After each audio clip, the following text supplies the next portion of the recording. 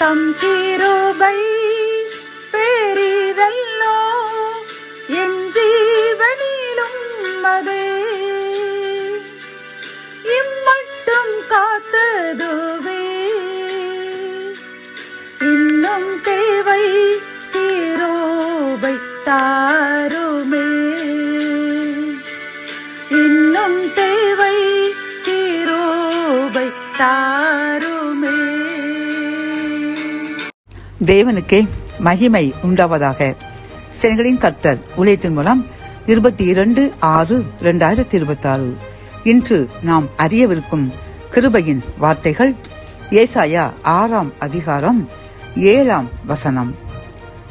இது உன் உதடுகளை தொட்டதினால் உன் அக்கிரமம் நீங்கி உன் பாவம் நிவிர்த்தியானது.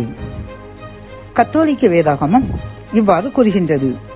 இன் நெருப்பு பொறி உன் உதடுகளை தொட்டது, உன் குற்றப்பழி உன்னை விட்டு அகன்றது, உன் பாவம் மன்னிக்கப்பட்டது என்கின்றது.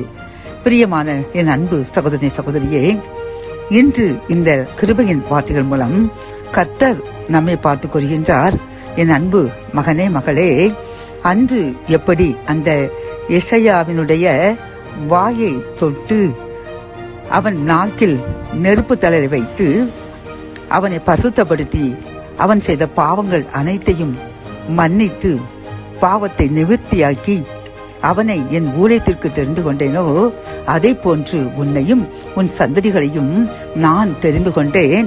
நீங்கள் என் வசனமாகிய அந்த அக்கினியை உங்கள் வாயில் வைத்து எப்பொழுதும் என் வசனத்தை, எனது வாக்குத்தத்தங்களை நீங்கள் சொல்லி சொல்லி துதிக்கும் பொழுது உங்கள் பாவங்கள் மன்னிக்கப்படும், உங்கள் அக்கிரமம் நிவிர்த்தியாகும், நான் உங்களையும் உங்கள் சந்ததிகளையும் ஆசீர்வதித்து உயர்த்துவேன் என்று வாக்கு கொடுக்கின்றார். பிரியமானவர்களே, இந்த செய்தி கேட்டுக்கொண்டிருக்கின்ற நாம் இன்றிலிருந்து எப்படி எசையாவினுடைய அந்த உதடை, அவன் வாயை பிதாவாகிய கடவுள் நெருப்பு தளர் கொண்டு அதை சுட்டு அவனுடைய அசுத்தத்தை நீக்கினாரோ, அதே போன்று அக்கினியாகிய அவரது வார்த்தையை நாம் நம் உதடுகளில் ஒலித்துக் கொண்டே இருப்போம், நம் உதடுகளில் கூறிக்கொண்டே இருப்போம், நாம் நாவினால் அறிக்கை செய்து கொண்டே இருப்போம்.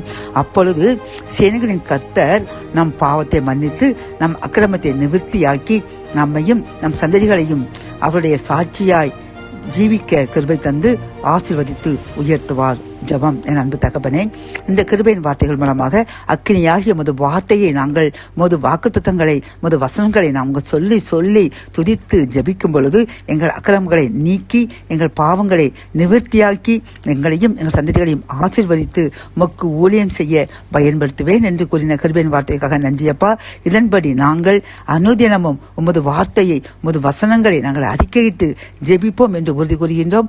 அதன்படி எங்கள் வாயை தொட்டு எங்கள் நாவை நீங்கள் பரிசுத்தப்படுத்தி எங்கள் பாவத்தை நிவர்த்தியாக்கி எங்களை உமது அக்கிரமத்தை நாம் நீக்கி உமது கேற்ற பாத்திரமாக எங்களையும் எங்கள் சந்ததியையும் மாற்றி ஆசீர்வதித்து உயர்த்தும். மீட்பர் இயேசுவின் முன் ஜெபம் கேளும் நல்ல தகப்பனே. ஆமென்.